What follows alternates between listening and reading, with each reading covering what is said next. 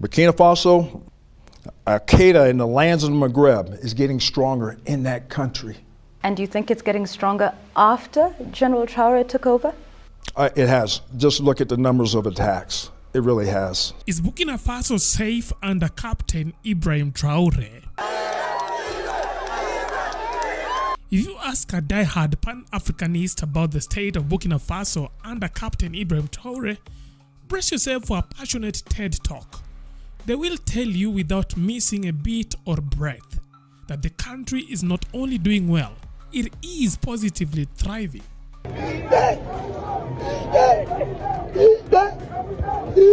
They will cite a parade of proud achievements, booming agricultures, ambitious infrastructure, an education sector that is finally cracking its knuckles after decades of colonial hangover. Où les gens peuvent voir des informations comme ça et puis... And of course, the country's natural resources are no longer being vacuumed. They are Burkinabe owned, Burkinabe managed, and Burkinabe proud. This time it will not pass. Our economy belongs to us. Our gold belongs to us. Our underground resources belong to us.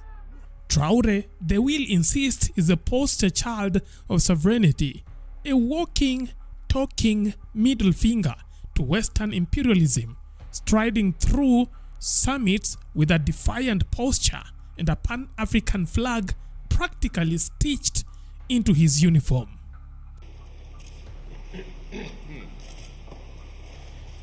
But switch continents and security clearances and you'll get a very different picture. For instance, ask General Michael Langley, the commander of the United States Africa Command, and he'll paint Burkina Faso not as a phoenix rising from colonial ashes, but as a ticking, terror-strapped time bomb. Pressure on you to walk those statements back. That's my statement. That's my assessment.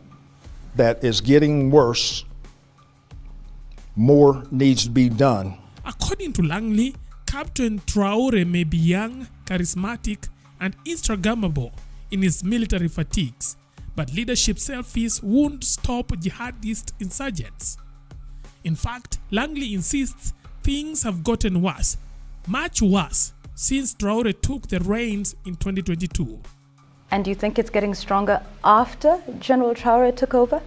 It has. Just look at the numbers of attacks. It really has. Let's break it down. Number one, terrorism is at an all-time high and rising.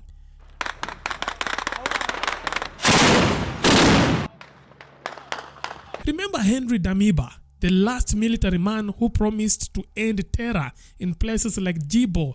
Traore ousted him with promises of doing it better. The people cheered, and Traore was hailed as a homegrown hero, the Che Guevara of West Africa, minus the cigar. But Langley isn't buying the hype. 3 years later, he says the terrorism problem hasn't improved. It has gotten worse. In fact, Burkina Faso is now one of the most terror-affected countries in the world. Jihadist groups, men with alleged ties to ISIS, continue to operate with near impunity across the Sahel, and civilian death tolls have only risen. But I wanted to illuminate that it's going in the wrong direction now. ISIS is getting stronger. JNIM is getting stronger. Al-Qaeda in the lands of the Maghreb is getting stronger in that country. And do you think it's getting stronger after General Traore took over? It has. Just look at the numbers of attacks. It really has, since 2022. I've been tracking this since I took command. So, no ill will towards him, but the decisions is their own. They're looking for other ways to be able to, they're still on warfighting footing, but it's just going to take more resources. So you stand by that statement? Because there's been pressure on you to walk those statements back. That's my statement. That's my assessment. That is getting worse. More needs to be done for not just local, but whole of country. While Traore might be winning hearts and hashtags, Langley argues he is losing the war on terror and fast. Because of these violent extremist organizations are seeking revenue, they're seeking resources, they're seeking recruiting from the Burkinabe people, and they're seeking refuge within their country. That threatens their sovereignty. Number 2, Burkina Faso lacks military capabilities. Mais l'idée de nous disperser nos forces, nous empêcher de nous réorganiser. Traore has been spotted hobnobbing with global heavyweights, Russia's Putin, China's Xi Jinping, even North Korea's Kim Jong-un, in what looks like a geopolitical speed dating spree.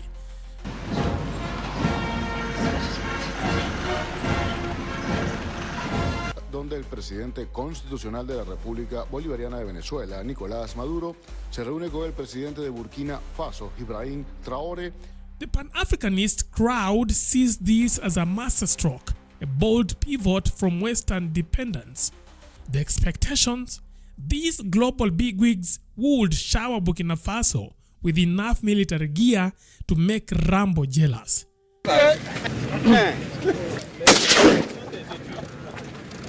Langley is not impressed. He argues these new pals aren't delivering the goods. No tanks, no drones, no game-changing arsenals. Instead, he claims these partnerships are less about arming Traore and more about turning Africa into a militarized chessboard, with democracy as the first casualty. Do we have a counter strategy as far as to China, Russia, their presence, because you say it doesn't align with the shared values? Well, what we watch is it does not, the continent of Africa does not need to be militarized, let's put it that way. Does not need to be militarized. And so we watch, as far as security agreements and what does it mean? Is it really for the stability to fight the threats of a African country, or is it for them and their ability to establish a global hegemon of basis? That's what concerns us. According to AFRICOM, the jihadist threat in the Sahel is deeply interconnected. The groups operating in Burkina Faso are often linked to networks stretching across Mali, Niger, and into East Africa. The US, Langley argues, has a direct interest in containing these threats, given their affiliation with ISIS and their global ambitions. Say again? Does that then threaten America's interests? Yes, thank you for asking that. Because especially ISIS, and of course in East Africa is inextricably linked all the way to ISIS West Africa, ISIS Sahel, and there's going to be probably a move afoot for them to move and seek refuge within the line. So we have shared objectives, and we offer to work together with the Burkina government and border countries. Mali, Niger, coastal West Africa countries, collective, because here's what these organizations do. Here's what these terrorist organizations do. They seek refuge in the seams or the borders of these countries and lets them thrive and grow, and lets them recruit, gain resources to carry on their illicit and nefarious activities against the populations of those people. Washington has provided military assistance and intelligence support to regional governments, including Burkina Faso's previous regimes. Now, with a shift in allegiance, Langley worries that US support may wane while the threat grows unchecked. There, AFRICOM, we are working towards a burden sharing and a burden shift for their independent operations. That's our goal. We have the shared objectives because these same terrorist groups can threaten our homeland. So we're in concert. So, who has got the better story? The Pan-Africanists see Traore as a homegrown hero, wresting Burkina Faso from the jaws of neo-colonialism and planting seeds for a brighter future. Langley, on the other side, paints a grim picture of a country sliding into chaos, with Traore's leadership more flash than substance. Now, the truth, as usual, is probably stuck in the messy middle. Agricultural and educational gains are hard to dismiss, but so are the reports of escalating attacks. Over 2,000 civilian deaths in 2024 alone, according to some sources. But according to you, whose side are you leaning on? Leave your thoughts in our comment section. That is it for now. Thanks for watching. Let's meet next time. Bye-bye.